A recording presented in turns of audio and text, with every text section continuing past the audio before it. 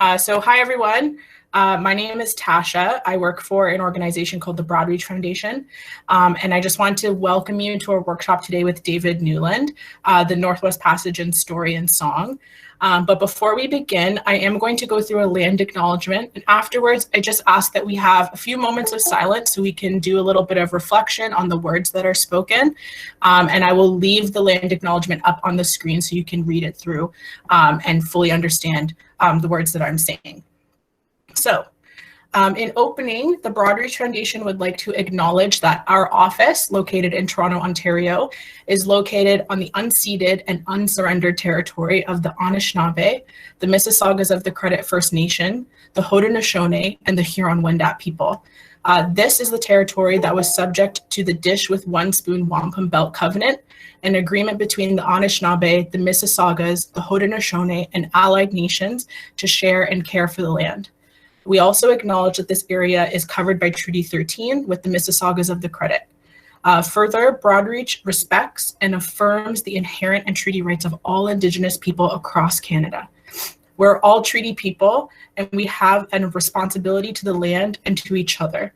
We also make this acknowledgement recognizing that the past and ongoing oppression of Indigenous people is deeply rooted in the fabric of our society that is shaped by settler colonialism and systemic racism. The Broadreach Foundation stands in solidarity with the movements for Indigenous sovereignty.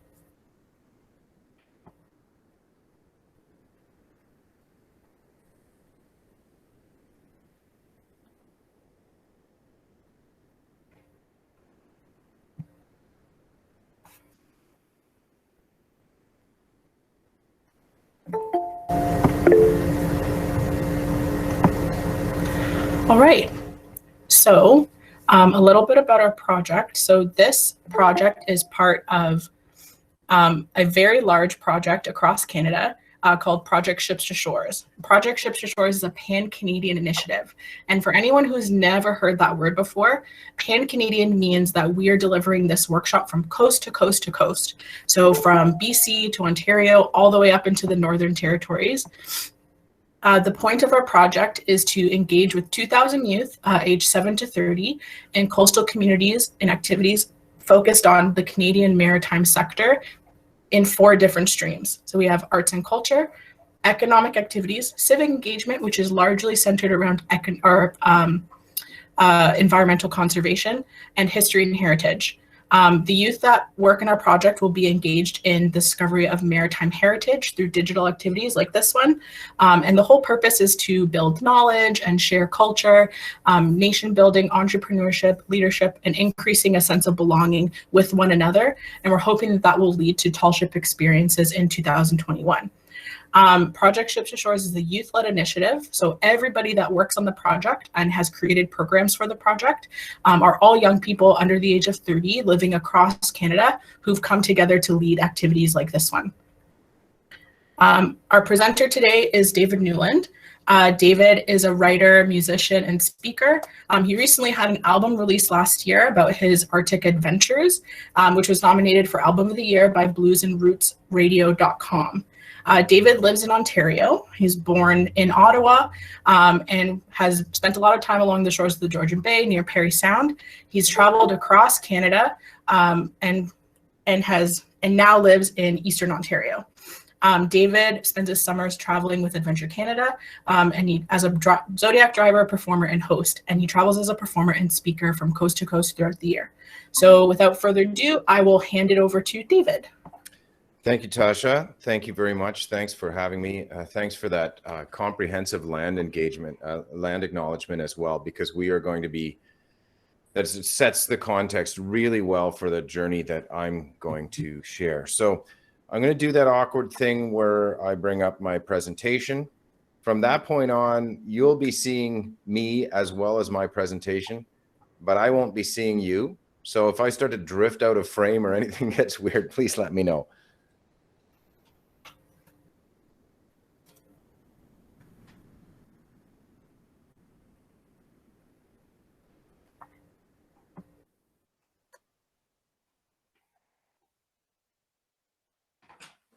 Okay, are you seeing my presentation now?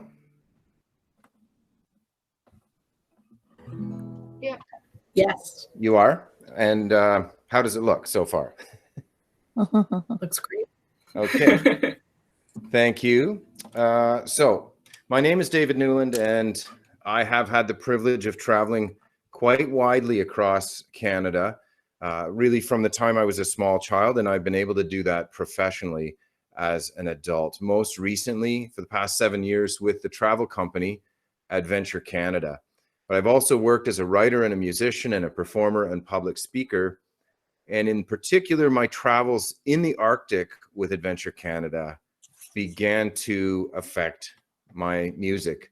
And I wound up creating an album and a touring stage show based on those voyages, what I had learned as a Southern Canadian who grew up thinking he was a Northerner. I believed this kind of mythology about Canada, you know, we the North, the Great White North, all of these kind of tropes that we use, and then went to a place that was truly North and had to reckon with what that meant. And in some ways, this speaks to that journey.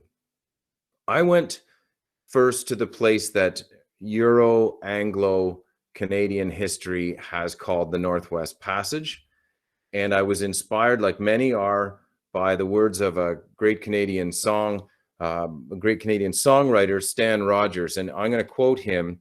He said, "Westward from the Davis Strait, 'tis there it was said to lie, the sea route to the Orient, for which so many died. Seeking gold and glory, leaving weathered, broken bones, and a long forgotten, lonely cairn of stones. Ah, for just one time," the song goes, "I would take the Northwest Passage." And whether we know what those words strictly mean or not, I think for a lot of Canadians, historically speaking, that idea of a Northwest Passage has somehow come down to us and been defining, and it's been an identity piece. And for a nation that's constantly in search of its identity, that's been one of the things that has been a contribution. The Northwest Passage, of course, was really just a shortcut by sea from England or from Europe to Asia for trade. That was the goal of it, was to be able to get resources back and forth. And by the time they had been exploring the Americas from the European side for hundreds of years, they'd worked out that shortcut, if it existed at all, would only exist in what is now the Canadian Arctic. And they called it the Northwest Passage. We'll explore that a bit. I have indeed taken the Northwest Passage, and I have the selfies to prove it. So this is me in my job in the summers with Adventure Canada, all bundled up to spend August, September in the North. And this is me driving a Zodiac at the head of a fleet of Zodiacs. We take passengers mostly from the south of Canada, mostly Canadians, although a few global folks as well, who pay for the privilege of traveling aboard expedition class cruise ships. So these are small ships by cruise ship standards. Well, I'm talking about 200 passengers, 100 crew. And they are small enough and light enough that they can go into the regions of the high Arctic and Greenland that we visit, which you would not otherwise be able to do. We're going to places where there are not only no airports, there are no roads, there are no railways. There are, in many instances, hundreds and hundreds of miles between anything that would be called a town. So this allows you to bring everything with you, and people can eat and sleep on the ship, and then they make their daily excursions by these Zodiacs. This is what the whole passenger contingent looks like on board. So it's mostly older Canadians, people with a certain amount of comfort and privilege. It's not the mega rich, but it's people who retired well with ample pensions of a certain generation and a certain mindset. They're interested in nature and the outdoors. They're interested in Indigenous culture and art. They're interested in learning more about climate change, culture change, connection. And in this picture, if you could see it closely, you would see folks like the writer Margaret Atwood and the photographer Freeman Patterson and the rock and roll musician Barney Bentall and the historian Ken McGugan and the explorer James Raffin and our Inuit hosts, Susie and Lois and others. We are always traveling in the presence of Inuit. And in the very back left, you'll see the world's luckiest hoser from Parry Sound, Ontario, waving and going, how did I get so darn lucky? And the goal of these journeys is to just learn. Every day it's a different excursion. It's a different opportunity to get into some place that's pretty magical and pretty mind-blowing. And there are chances, as I've said, we are always in the company of a substantial Inuit staff, as well as working with Inuit ashore.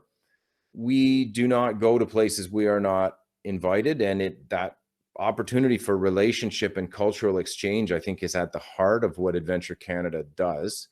So things like throat singing, drum dancing, Inuit arts and crafts, and so forth are a big part of the program. We also do language lessons, traditional teaching and learning, and so on.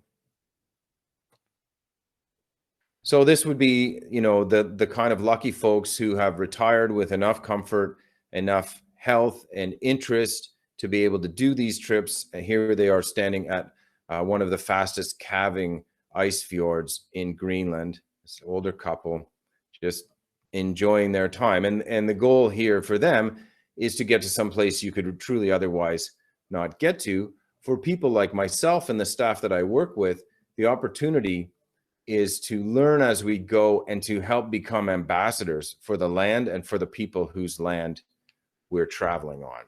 Obviously, sighting wildlife is a big thing when you get a chance to do it. It's hard in the Arctic.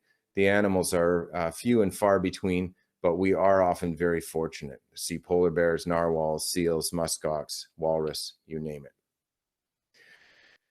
The Northwest Passage is a place that is undergoing tremendous change. It is in the absolute forefront of climate change. These icebergs that we see calving that are the size of 10 city blocks sometimes, they are the result of processes that are 100,000 years long, and they are meeting their end as they calve and enter the North Atlantic Ocean. They've done that forever since the last ice age, but it's increasing now, and everywhere we go, we see the glaciers shrinking, we see the effects of climate change, and profoundly, we see the effects of culture change on the people who we're visiting. So what the Northwest Passage, so-called, is and what it represents, that is really a matter of where you stand and how you look at it.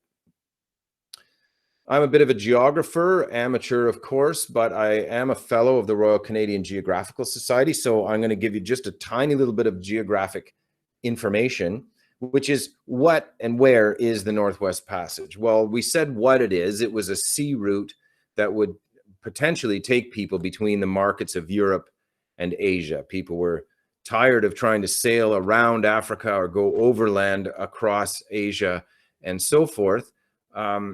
And they started sailing west from Europe and kept hitting the Americas, and eventually worked out that there wasn't a shortcut unless it was around either end. The Northwest Passage, to a lot of people and the Arctic in general, seem like there's something that's right off the map, eh? Like, where would that even be? Often the map of Canada stops and you don't see it. This is a sign at the airport in Kangerlussuaq, Greenland, where we often fly in to begin our trips. We meet the ship there, and you'll see the flight times to various places around the world. 3 hours to the North Pole, of course, is no surprise. Copenhagen, 4 hours. Okay, we're getting a little close to Europe there. Denmark is the colonial power. Los Angeles, 6 hours. That surprised me. Moscow, 5. Tokyo, 10. Frankfurt, 4. London, 3. Toronto, 4.5 on our flight. What I like about this image is that it reminds us, on a round planet, any place can be in the center. And the Arctic is, in fact, right in the center of our rotating planet. Here's one of my typical journeys. This was from Kugluktuk in the Western Arctic, formerly known as Coppermine, all the way through the islands of the Canadian Arctic Archipelago, across the top of Baffin Bay, down coastal Greenland to Kangerlussuaq at the head of a 160-kilometer fjord on your right. Now, this might not look familiar to you and might not put you in context, but this should, right? Here's the top half of North America, mostly Canada. You can see this journey of 2,700 nautical miles. Boy, that spans a big part of the globe. You can see that in the upper left, it puts you within, within reasonable distance of Western Siberia, Eastern Siberia, I'm sorry. On the other side, you can see Scandinavia and Northern Europe, the British Isles, Iceland. You can even see the tip of Africa there. And again, this extends this idea that what we think of as remote is not remote when you get there, and it's certainly not remote to the people who live there, no matter how it's gone down in our mythology.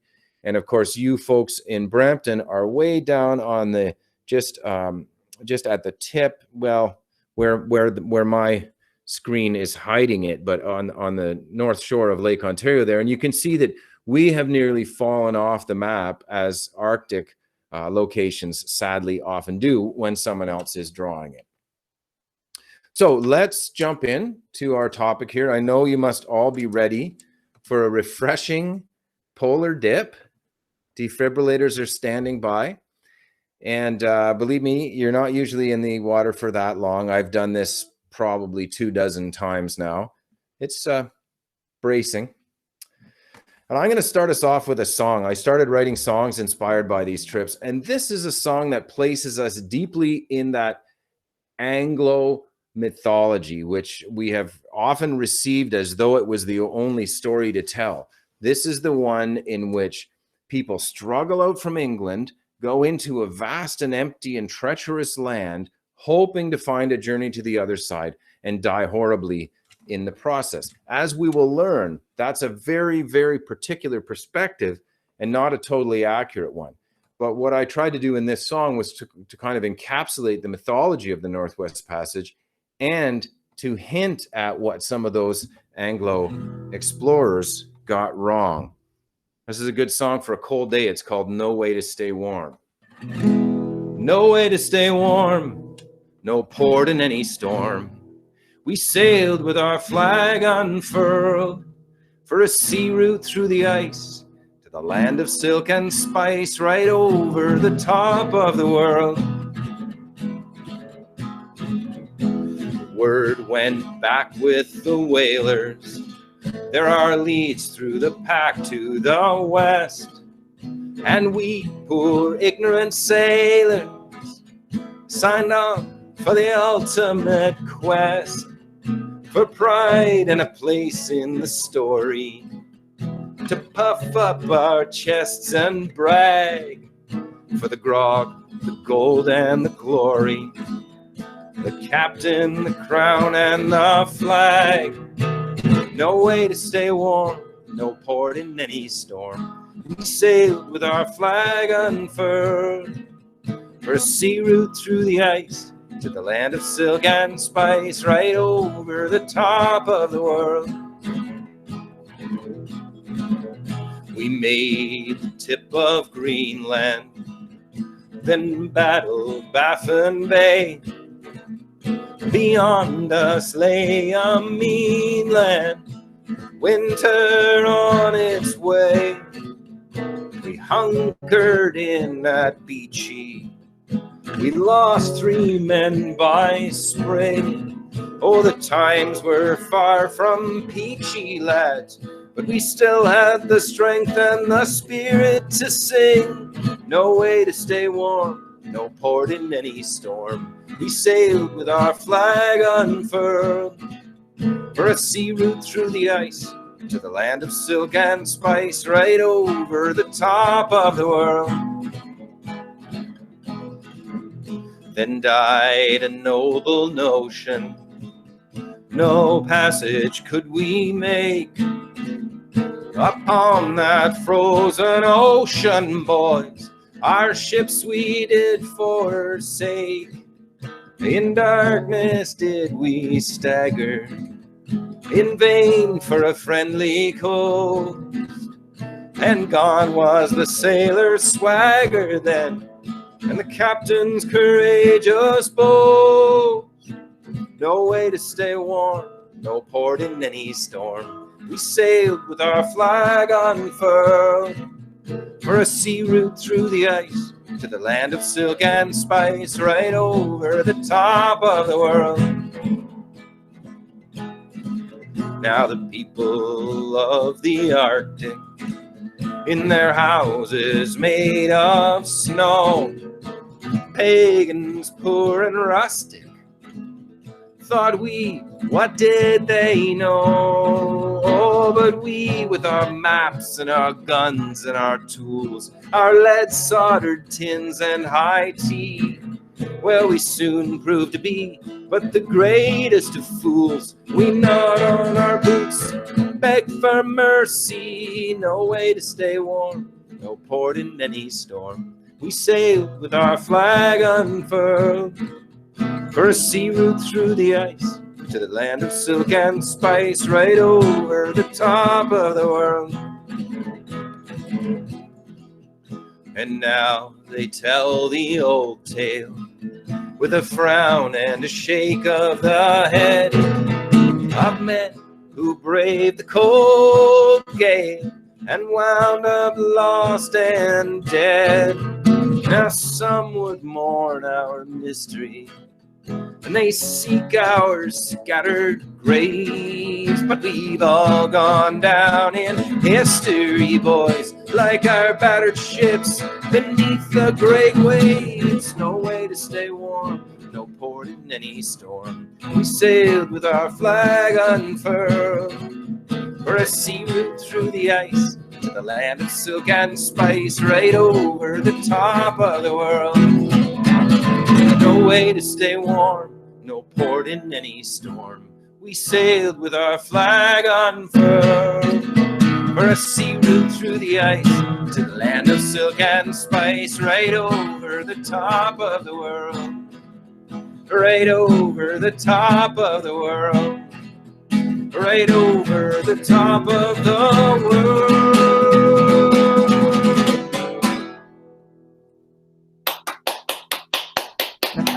Thank you. Thank you. Nice to hear the clapping. I'm kind of in my own world here, which is good. So that song kind of outlines it, right? That's the story that we've inherited to some degree, but I've begun to aim it in a different direction. To be very honest, a lot of the stories we received when I was a kid growing up, interested in Canadian history and geography, if they included the people of the Arctic at all, it was on the margins of the experience. But of course, on reflection and with understanding, we come to know that actually this whole journey, this whole Northwest Passage, this whole endeavor, largely an English endeavor to find this so-called shortcut, is in fact an incursion into Inuit territory. And so we now have an opportunity as people who go to this place and go as guests, we have an opportunity to revisit the way we tell that story. My stage show has been about that. It's been done in collaboration with Inuit artists. Ordinarily, I perform with 2 throat singers as well as a kind of global sounds band. And we've been able to kind of exemplify some of that rethinking of the story. But there's value at the same time in understanding at least where that historical narrative comes from and where it takes us. I mentioned Beechy Island in that song. Well, this is a view of the shores of Beechy Island. And this is where the 2 ships of Sir John Franklin and his men overwintered in 1845, 1846. They were the most legendary of the many expeditions that went looking to try to make their way through what we now know as Nunavut and the Canadian Arctic. And they failed miserably. 3 of the men died actually during that season that they spent at Beechy. Famously, they may have been poisoned by the faulty tin cans that they used. And this is a shot I took on my cell phone of one of those tin cans still lying on the beach. There are hundreds of them still around. So when you go to the Arctic, you really are confronted with history in a very plain way. It's right there.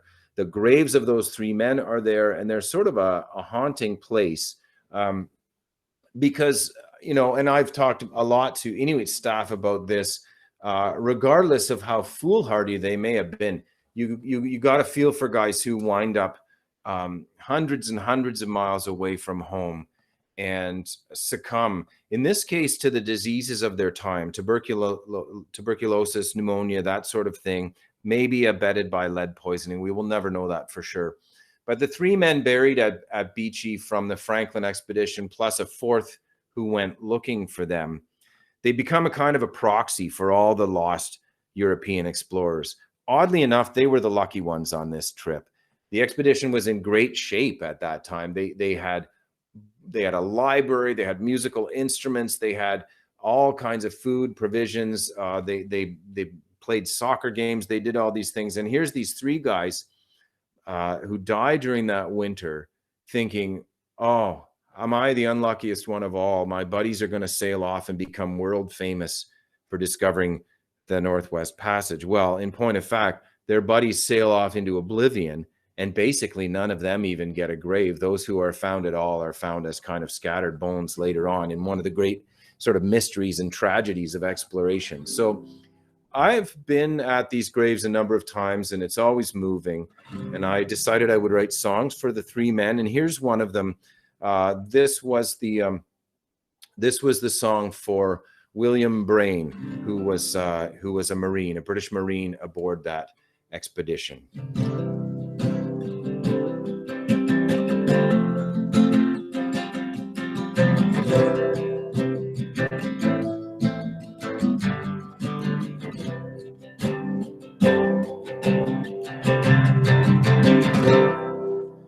Poor William Brain, by the time the springtime came, it was too late to save him, and so they dug his grave, and there William lay. There he's still lying, still we stand sighing by the grave of William Brain.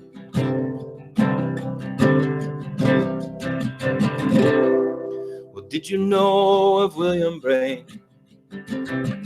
Did you come to know him? No photograph to show him, no souvenirs to say. And whom did William love? What did William dream of? Questions remain by the grave of William Brain.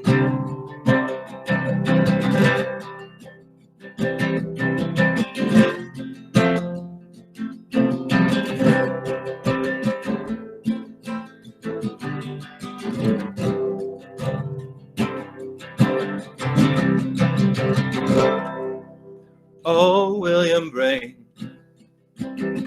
gone but not forgotten, spare his soul a thought in the company of the brave. Oh, Franklin's men, they all went to their deaths, then no chance for them to rest like poor William Brain.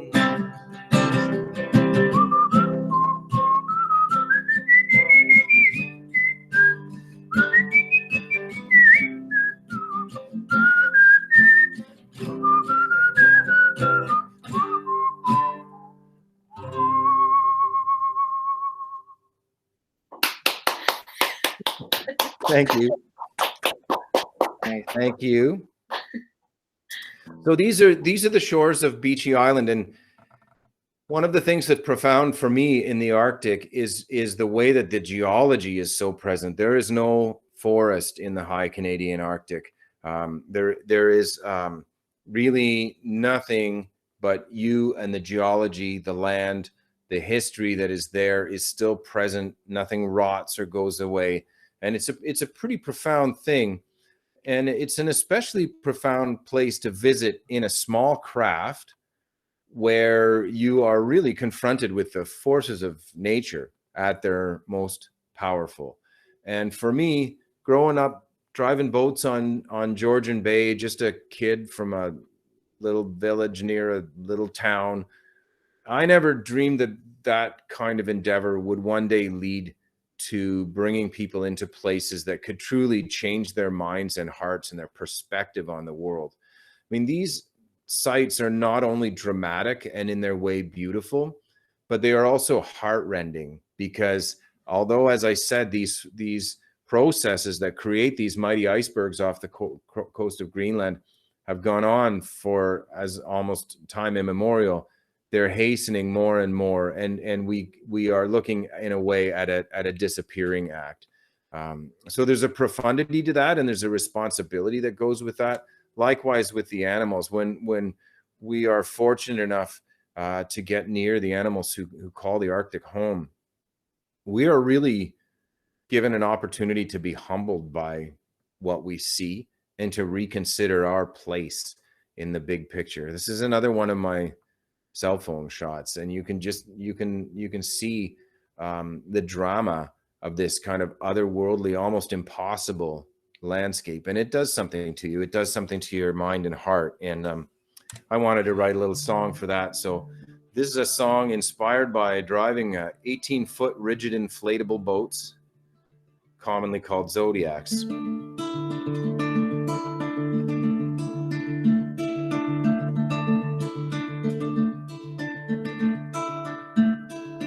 Seabirds wheeling overhead, joyful spirits cry, roll the throttle and I'm flying free. Now is it just the wind that calls the teardrop to my eye?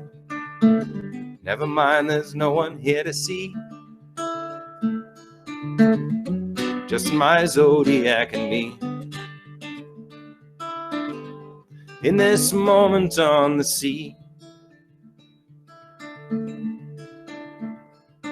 standing at the gangway, cameras in their hands, eager travelers wait impatiently,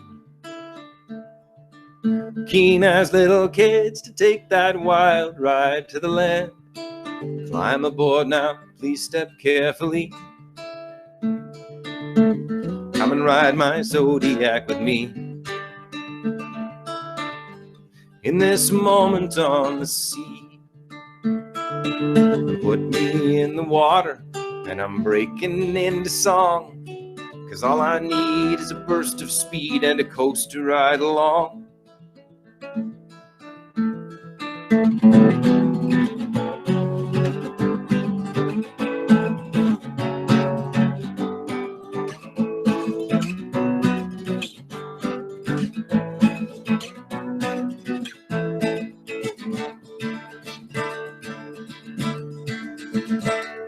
It's along the coast of Greenland and out among the ice. Seems like you could touch eternity. And yes, I'm going back again, you don't have to ask me twice. Trace my little trail across the sea. That's my Zodiac and me. In this moment on the sea, that's my Zodiac and me, and we're free in this moment on the sea.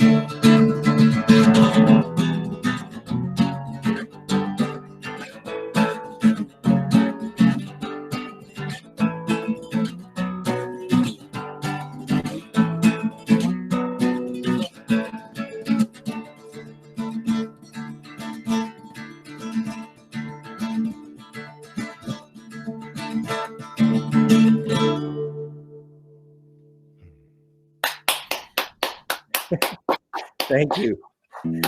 Thank you very much. Just going to tune my guitar a bit here. Mr. Newland, I don't know if you have seen that, but there have been lots of very kind comments towards your music. I'll just read like some of them while you tune your guitar. Oh, that's so nice of you. Thank you.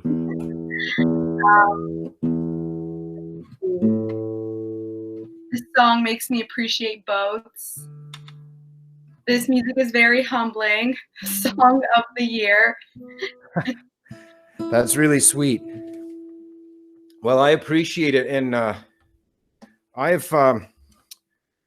just feel I've been gifted with an opportunity. If you go to places like this and you have experiences like this, and you don't confront your own privilege, you're missing something. And once having confronted it, then the question becomes what to do with it. And for me, that has been all about teaching and sharing what I've learned. There's me in my little Zodiac wearing my distinctive yellow rain pants. One of the things that I try to convey for people is that when you get to the Arctic, your sense of scale is blown away because you're not around the things that you would normally measure yourself by. I mean, you can see a little town in the upper left of this image, but look at the size of these icebergs. I mean, any one of them would dwarf that town pretty much. And you know, you get onto the land and you're surrounded by sites that are just off the scale of human comprehension, and you very quickly kind of can't find yourself in a landscape. It is humbling, as I mentioned, and it also offers an opportunity.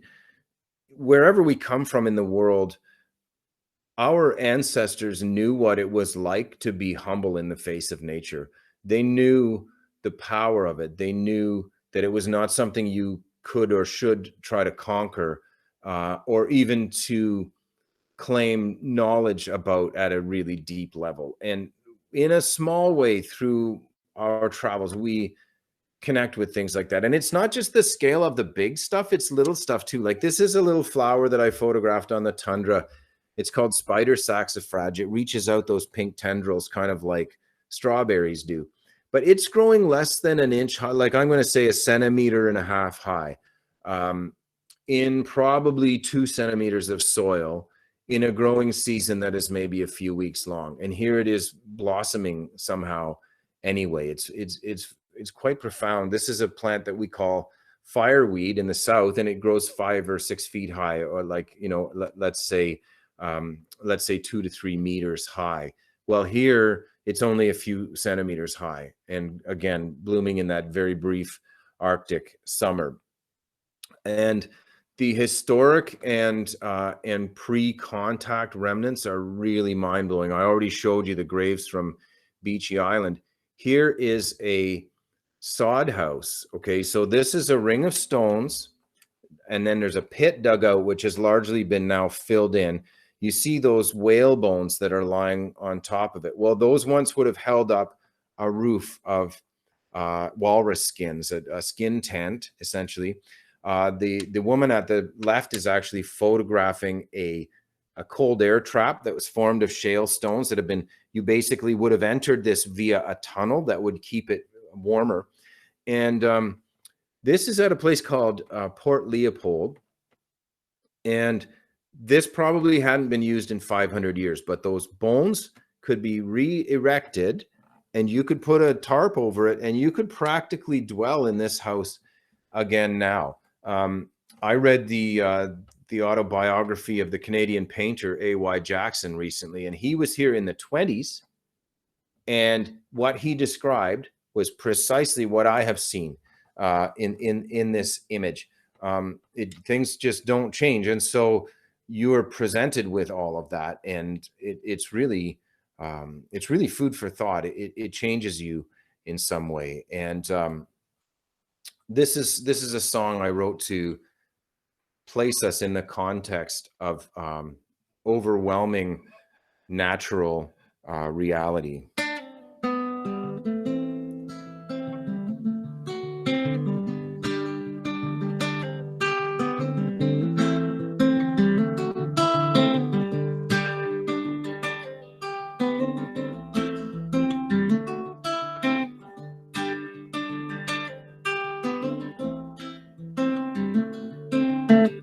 Sun and moon dance night and day,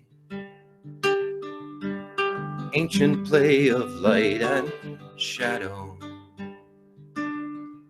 Tiny flowers bob and sway, summer's moment in the meadow. Open and close your eyes, under forever skies.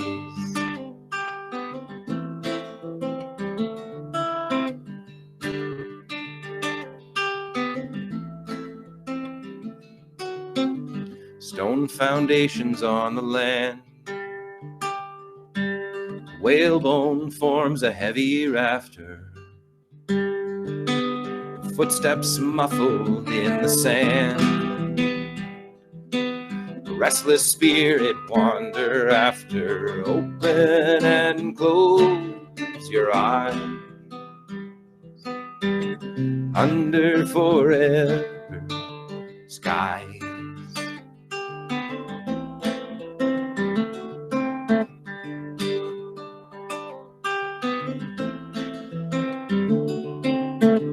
Do you seek your history here? The ghosts of men who came to plunder.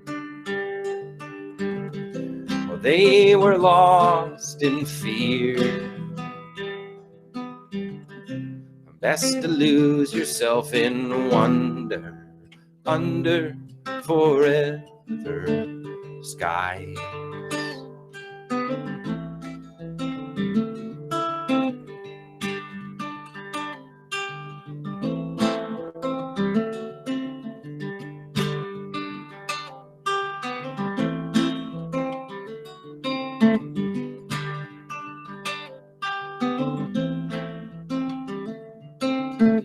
The mountain looms, the engine roars, and we are specks upon the landing.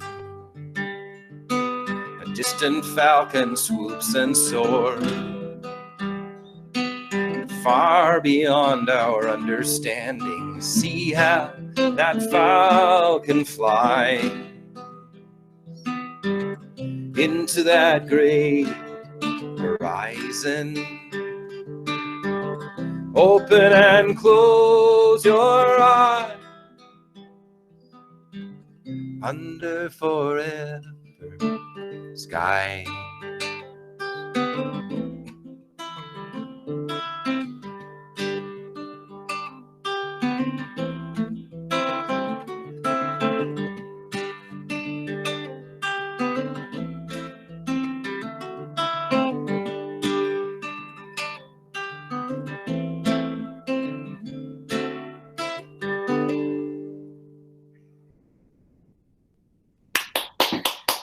Thank you.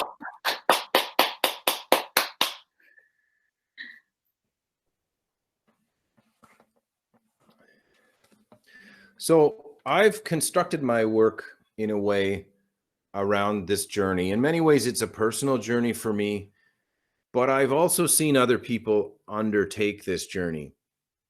It is the journey of the received narrative, which is a settler narrative. It's a colonial narrative to a large extent. It's a European narrative.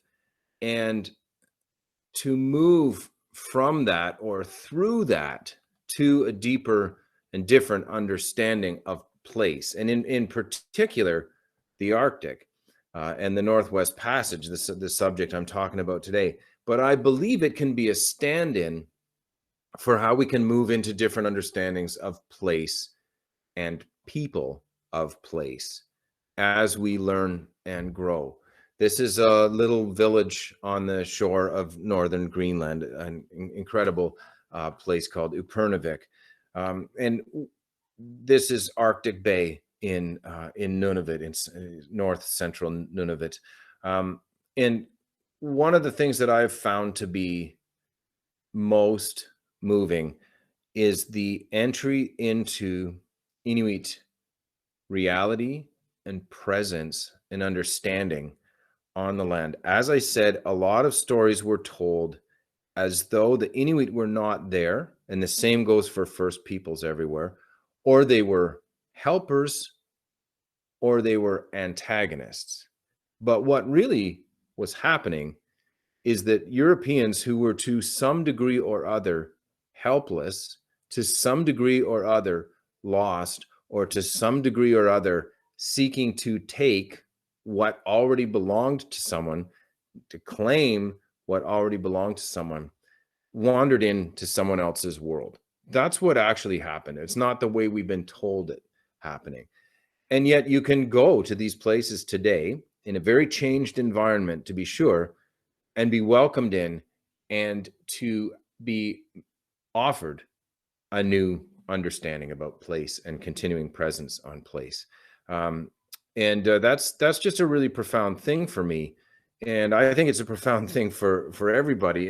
And you know, we see one another through certain lenses, right? I mean, this photograph demonstrates it somewhat comically, but when we encounter one another, we can learn to see through the other person's eyes. And I think that's something that's very meaningful, and that we all need to do a lot more of. The Arctic communities are places of great contrast. Everyone living in an Arctic community, particularly in Canada, has essentially a very short timeline there. Inuit were a hunter-gatherer people until really my lifetime, and government incursions, regulations, policies eventually more or less led to everyone living in communities, not always successfully, not always comfortably, with a large degree of social discomfort and generational trauma from issues that you've probably heard about, including residential schools and so on. So this guy on his mountain bike with his sled dogs is, you know, he's an example of how that plays out. But there's still an incredible opportunity when you get into a community. This is another one of my cell phone pictures. I took it because the little guy here had already shown up in a song of mine, because he seems to show up in every community. The first person you reach, the first person that sees you, is often a kid standing along the shoreline someplace. And I had already put him into the song, and then there he was, wandered into my camera lens. This one's really about what happens when you come with an open mind from another place and you wander around in someone else's world for a couple of hours, and it's all you've got. And it's not very much to try to connect and take something away. And so what you're left with are the images. It's called Boy Along the Shore.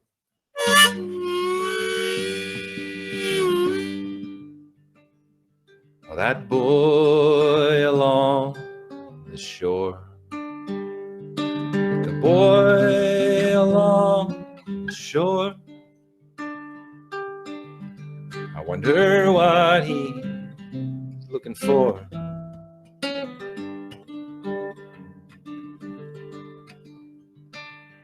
And that lady sitting there, the lady sitting there, her eyes were closed as if in prayer.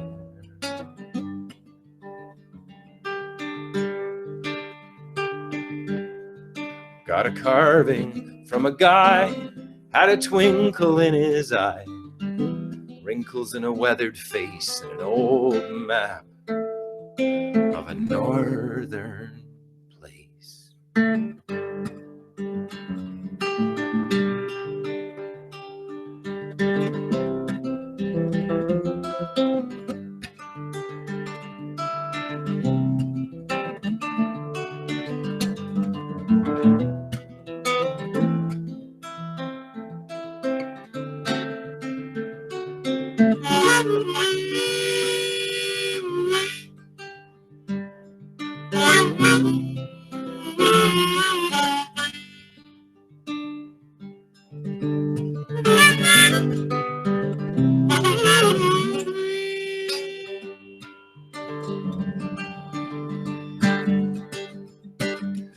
Kids outside the store, those teenage kids outside the store, laughing, joking, swearing and smoking. And then they held the door. But that boy along the shore, boy along the shore, I wonder what he's waiting for.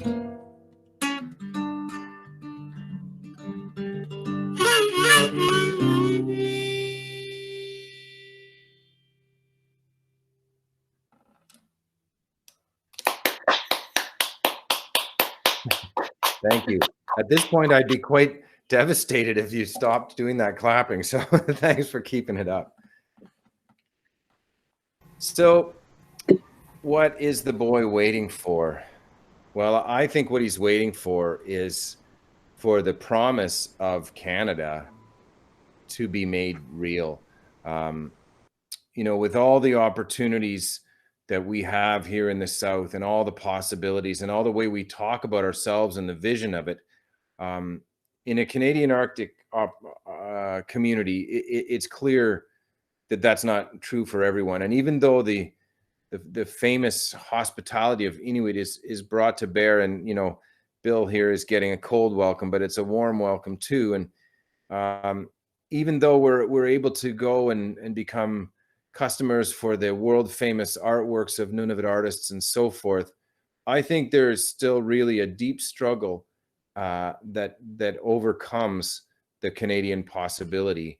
And there are ways that we can form a part of something better, and actually providing a market for Inuit crafts is a part of it. These ladies are wearing sealskin that has been basically, the trade in sealskin was basically shut down by Europe and the US in reaction to animal rights lobbyists who knew nothing about Inuit lifestyle, nothing about how they have traditionally lived, and nothing about how families depended on the income from sealskin garments being sold to survive. And so we can educate ourselves, we can be markets for the goods, and we can come to understand things. Here's an example, okay? This is something that a lot of people from the South have a hard time looking at. I mean, the tattoos alone, I think, would upset some people. In the early 2000s, there were no women left with the traditional Inuit tattoos. They had been banned and destroyed banned and prevented by the church and by missionaries. In the early 2000s, women like Ayu, whose hands you see here, started bringing them back. And now across the board, Inuit women are taking that tradition. But also people would be uncomfortable by this food that's being shared with us here. In the back, you see salmon and seal. This is, Ayu has served here seal brains, and it's raw. And this is something we're offered an opportunity to share. And I admit it's not to my taste, but I ate some. And I've done that every time I've been offered country food that's traditionally hunted or fished or harvested from the land, because I understand that the essential relationship between people and place and food and culture and language is one that, when it's broken, has devastating consequences. And so that's something that we can think about and educate ourselves about. We're offered that opportunity when we get into a community center here. And there's so much going on in this picture.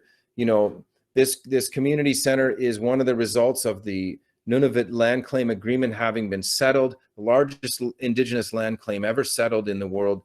Inuit are full-on Canadian citizens, have agreed to the Canadian project, and have insisted on keeping control of their resources, their language, and their lifeways in really profound ways. Here you see this wonderful community center that looks like one we might have in the South, but you see the elder wearing her flowered Mother Hubbard parka, it's called, that would be sewed from material got from the Hudson Bay Company Post. Her granddaughter over there is wearing a caribou skin parka, but has purple hair because she's a teenager and that's what she's up to. And they're both wearing traditional sewn kamiks, the warm boots that they wear. The polar bear skin, again, something that people from the South will object to without understanding the relationship between the hunt and the culture, the necessity of providing food, the relationship that Inuit have with the animals. The skin drum that you see there is something that the church had also forbidden, that it's now come back. Muskox pelt on the right there, the warmest fur of any animal is the muskox. And the two guys there, they're about to pull out fiddles and accordions, and they will play a tune that is basically a descendant of a Scots whaling tune. And so there's something that happens in this picture that involves everyone, including those folks. As you can see, it's mostly folks of European descent who have come on this trip. And what do they find there? Square dance tunes. They probably have lost the square dances of their own people. And here they are alive and well in an Inuit community in the Arctic, being played by these tremendous fiddlers and accordionists. So I think that's really special, and it's a part of a possibility of improving the Canadian outlook, and especially for these Arctic communities that have newly signed on to Canada. This is a song that brings us all into that circle. It's named after my favorite country food, which is Muskox Stew. Here we go.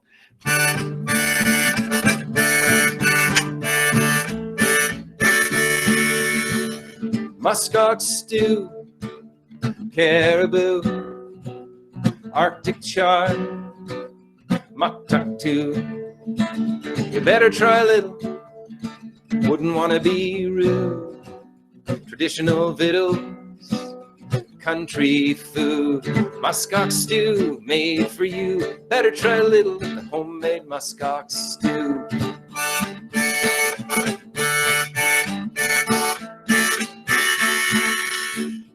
Arctic games, if you wanna try, arts and crafts, if you wanna buy. Arctic life, what do people do? Well, we have our strife and our good times too. Muskox Stew made for you. Better try a little of the homemade Muskox Stew. Hey, throat singers, sing and laugh, 'cause everybody wants to take a photograph. Hey, drum dancer, dance your song. All the elders sing along. Sing along.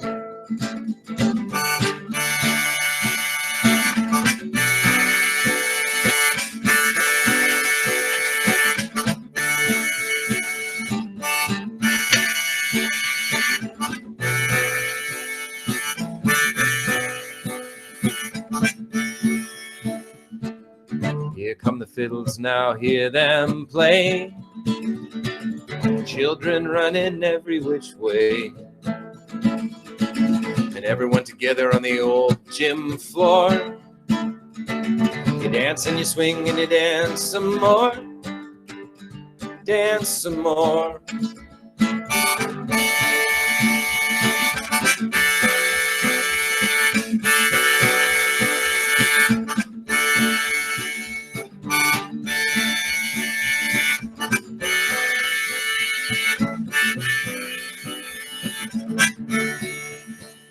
Time to leave, I wish it weren't so.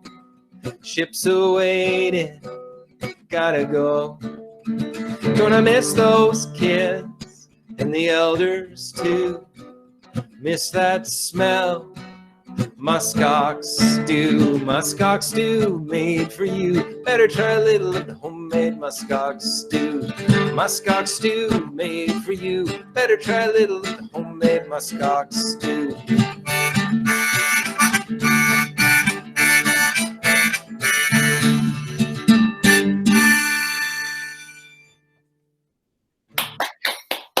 Thank you. So that's the last song I was going to present today, but I want to show you a couple pictures before I open it up for commentary, if that's okay. I hope we're all right for time.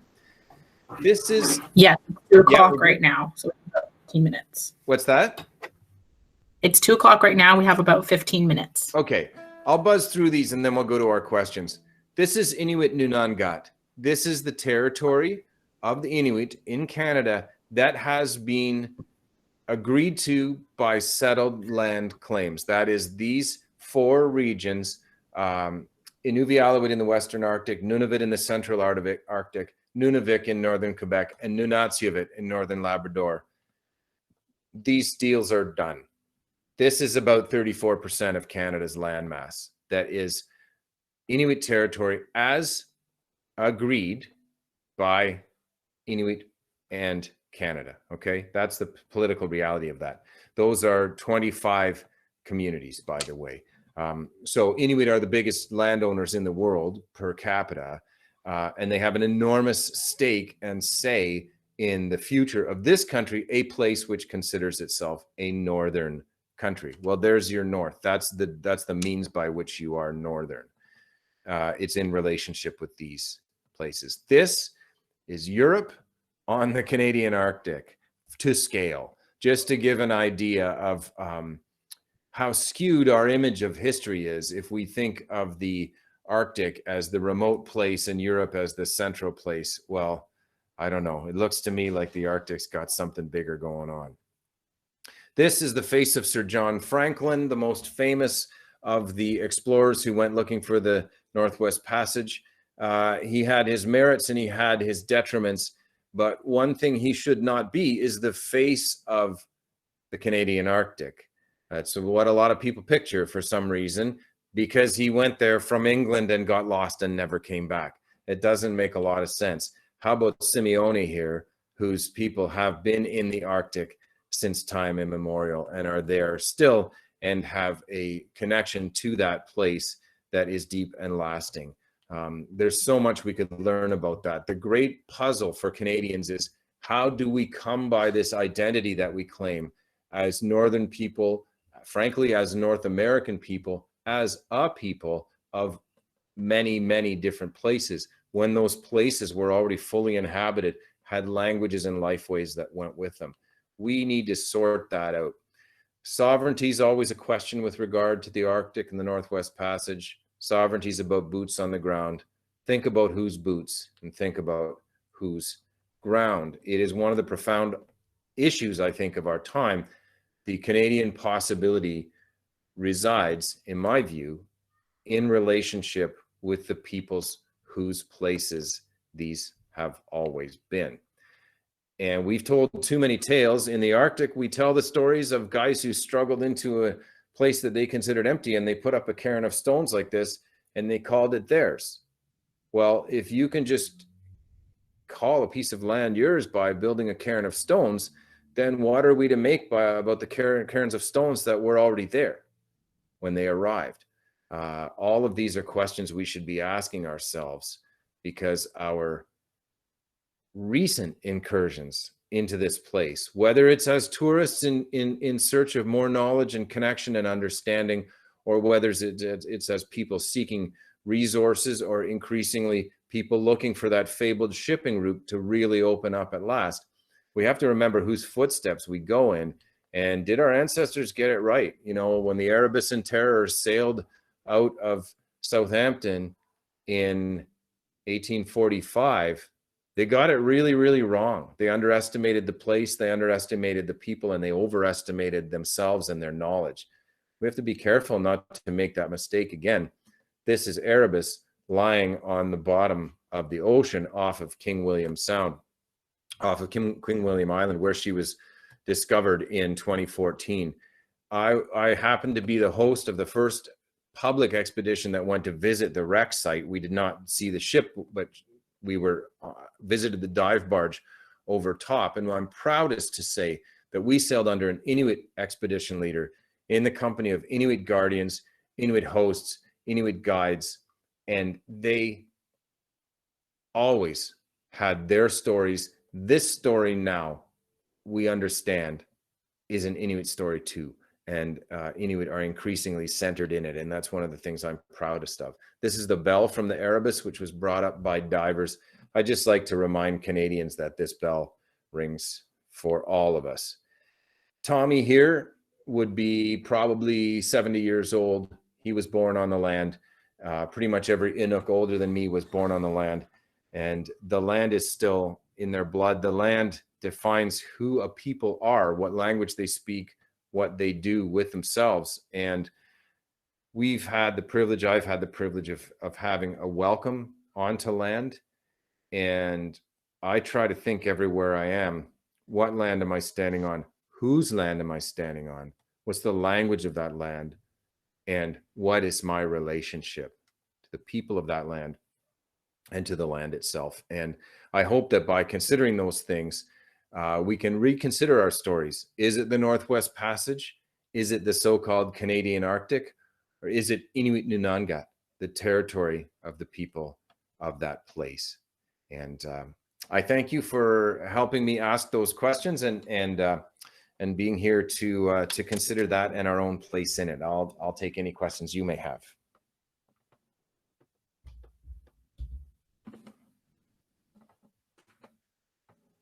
or not. So if you guys want, if you have a question, I believe you can raise your hand. Can you, Asher? Do you want to try? Yes, you can raise your hand, or you can type your question into the chat and I can read them out. Perfect. I'll also post our question site in our chat as well if you guys wanted to read your questions again. So we have 3 raised hands. So first we have SC is the first hand I see here. So you can unmute yourself and ask your question. Okay, hi. Hi. My question is that throughout all your expeditions, have you ever come into any problems with maybe you lost your way or maybe your guide put you in a different area? Were you faced with any like major problems that you overcame? Thanks for the question. The way we travel nowadays, that ship has always on satellite communication. It's totally linked in. It's nothing, you know, expedition is almost an exaggeration as a way to call it, but it still plays by expedition rules because you always have to be very conscious that things can go wrong. What I would say that the things that have happened, we've had very difficult days out in the Zodiac. We've gotten into places in decent conditions and had to come out in brutal conditions, and that's no fun. You're always aware that you have 10 people's lives in your hands when you're driving the boat.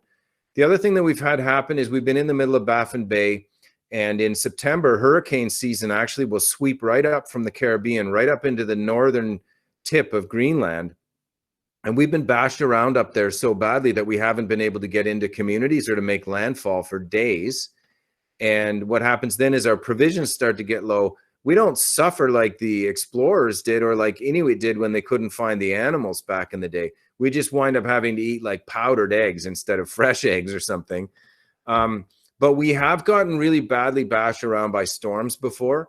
One time we had to turn the satellite trackers off that the passengers can see because they looked so gnarly. They were just like balls of yarn that had been rolled around by kittens, and it was very upsetting for the passengers to see that. So, you know, we were just trying to keep ourselves into the wind so that they didn't get too sick, and that can be rough. But it's you know, it's serious, but it's not like in the old days for sure.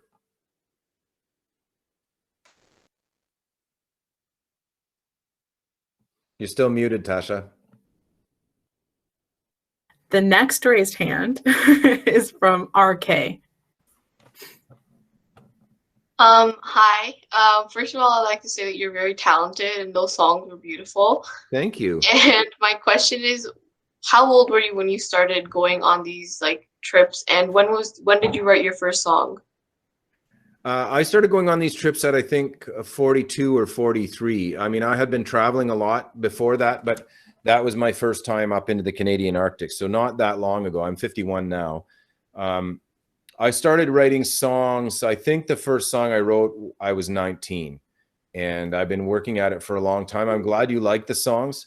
I'm not really a trained musician. I'm very much a folk musician, and I play by ear and by picking things up off of other people, and I've sort of developed a style.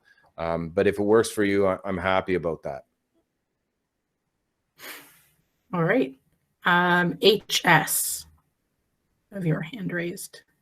Hey, so I wanted to say that the songs were really good. Like, I enjoyed them all. I would dance with them. So my question was that, like, how did it feel to go on the adventure and also be writing songs based on how the adventures went? Yeah, really great question.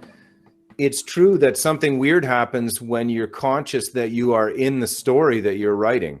And I was really careful as an artist. I didn't say anything for the first couple years I went. I didn't write a song. I didn't write stories. I took pictures and I did speaking engagements when I came back, but always they were from a naive point of view. I said, this is me. I was an empty-headed person from a far ways away, and I went, and these are the ways I had my eyes open. And that can be a good teaching tool. Likewise, as a songwriter, I had nothing to say about the place when I went there. I had to really soak it in. What are you going to say about a place that has thousands of years of its own history?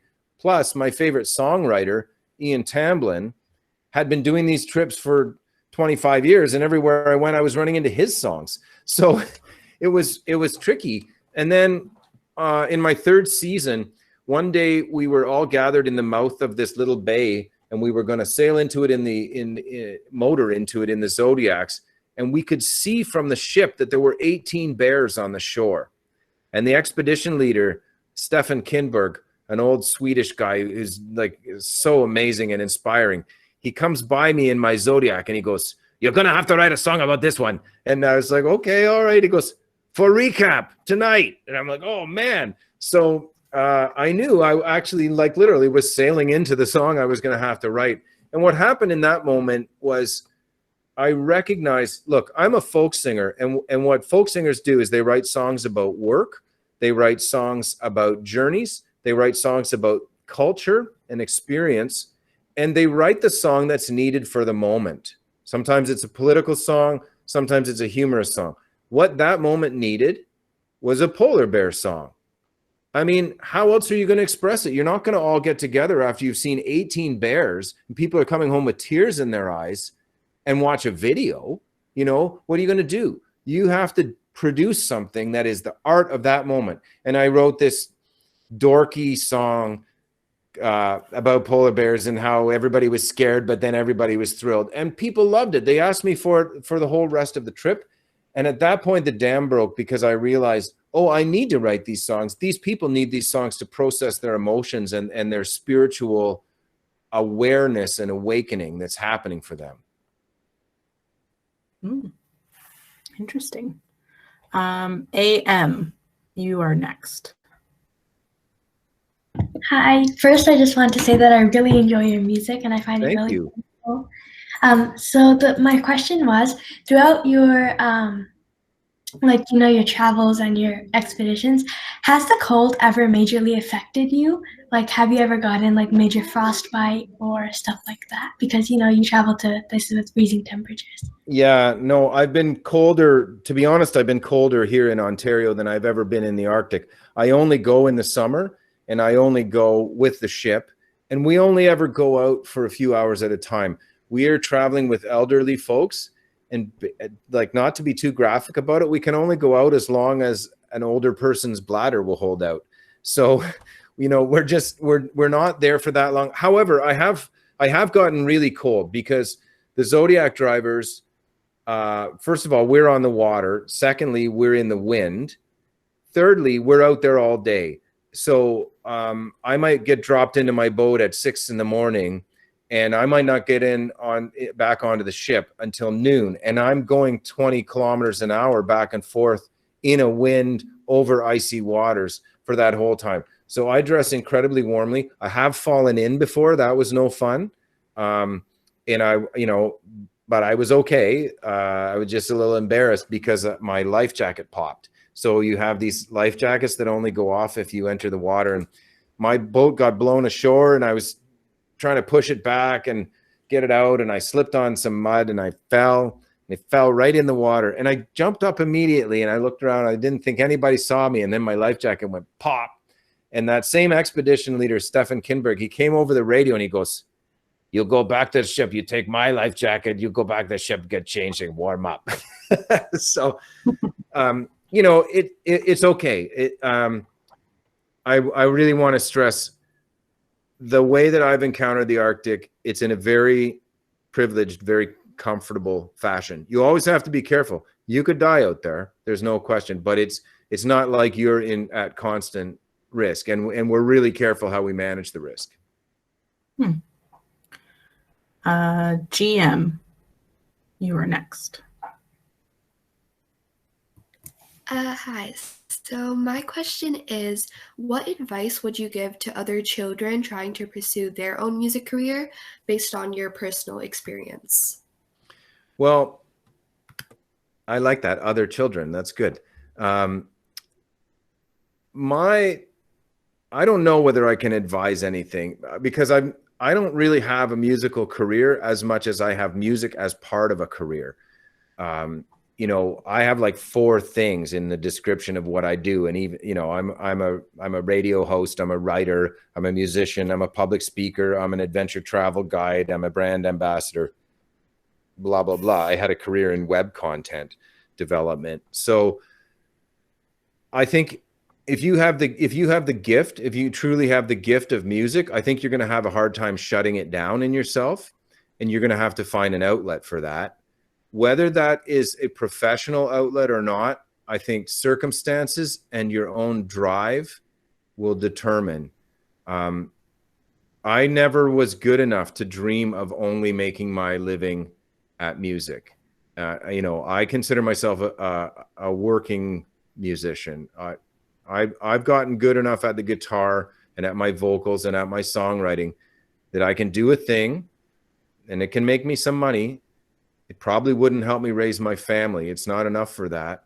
But I've found ways to fit it in with what I do and what I believe in. I think other people, there's no question they have to do music. It's the only thing.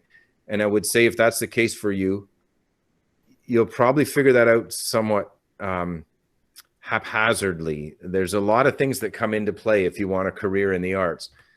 But I am a believer that there's a certain spirit that can't be suppressed.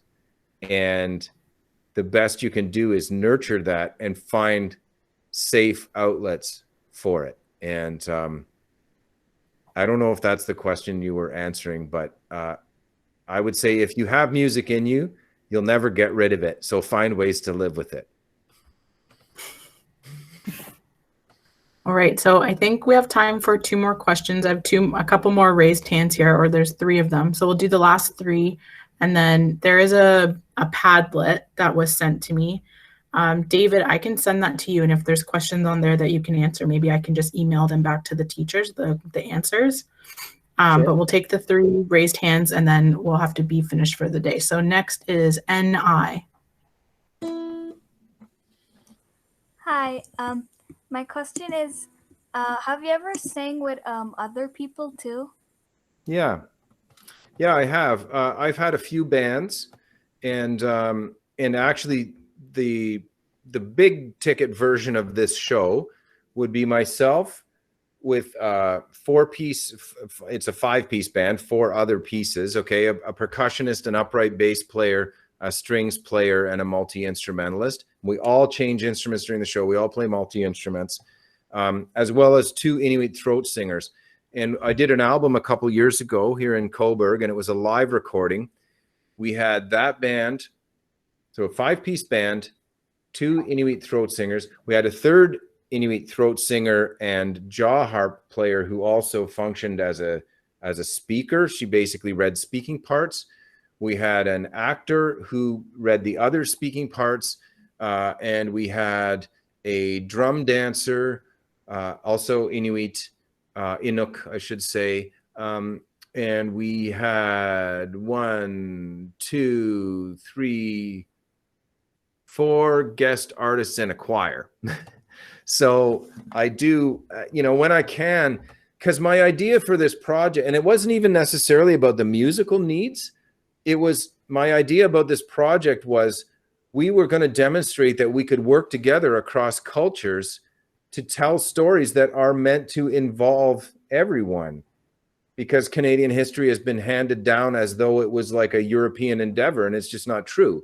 So how are we going to do that? And I've been fortunate that my band is from all over the place, and we all have different heritages. Many of us are mixed heritage, and we were able to, I wanted everybody who could have a piece of it to be involved in the project, because then they could carry the story, and we could represent how that happens.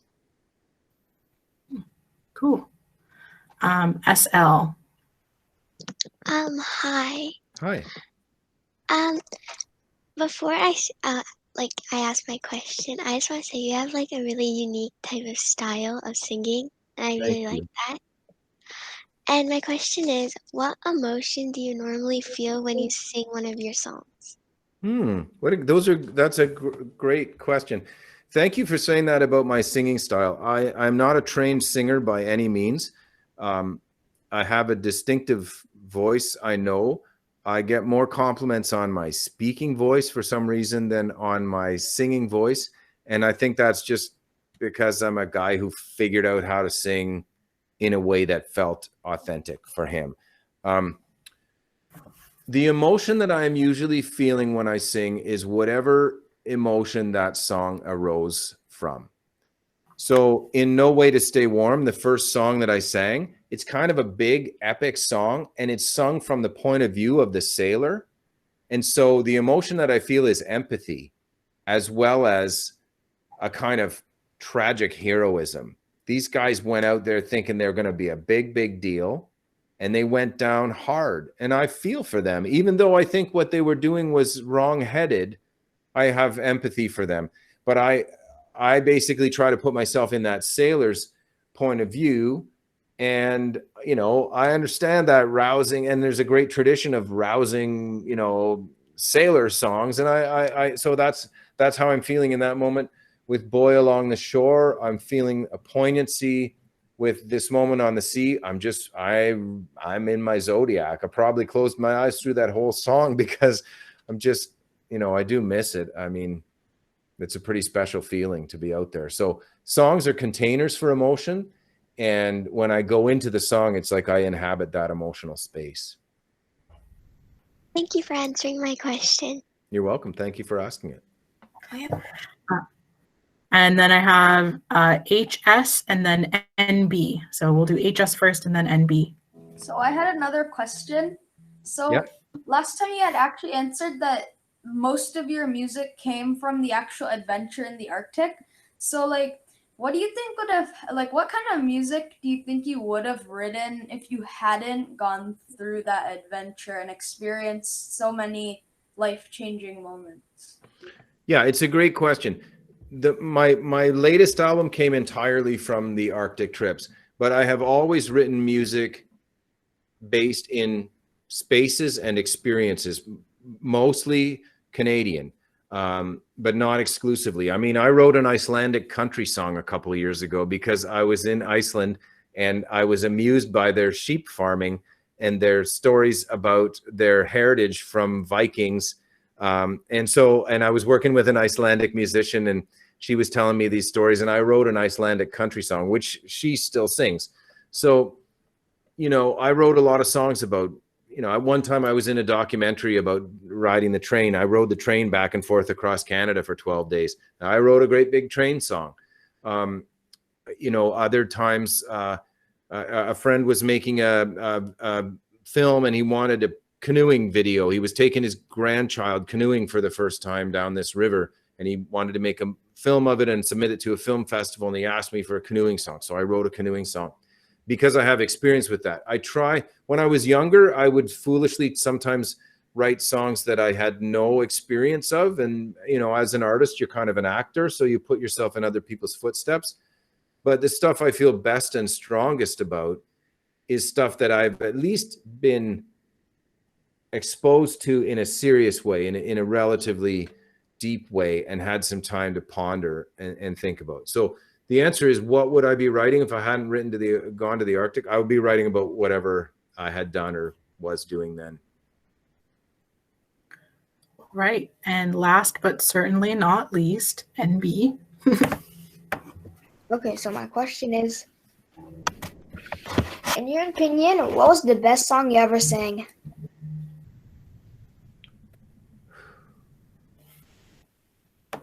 Well, it certainly wasn't one of mine.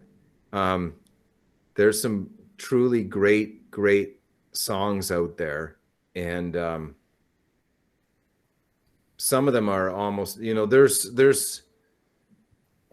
songs that are so profound to me that I almost, I can't conceive of how they were created and made. There's a song by Paul Simon called Still Crazy After All These Years that would be very high up on my list. The late John Prine wrote a song called Summer's End that is a devastating song for me.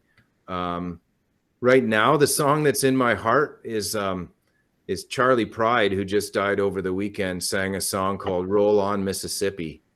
And I played it on my radio show the other day. I can't even get through it without tearing up. I mean, the guy was such a magnificent vocalist. So I don't know. I don't know. I think the song maybe that's been the most effective for me has been Muskox Stew. For some reason, that song is really catchy for people, and it really helps them feel that they are being embraced in that circle of community that is so profound in Inuit Nangat. That's, you know, and so there's lots of ways to look at songs. The way you feel when you sing them, the way the audience receives them, the work that song does. That might be the only answer I can give. Okay, thanks. Well, all right. Unfortunately, that's all the time that we have for today, but I just wanted to say thank you to David for sharing your music with us and stories. Thank you. And then I also wanted to say thank you to all of you, all the students on the call, the teachers, for coming and sharing your questions and listening, and providing very entertaining commentary for me in the chat. So thank you all for giving us your attention and some time in your day.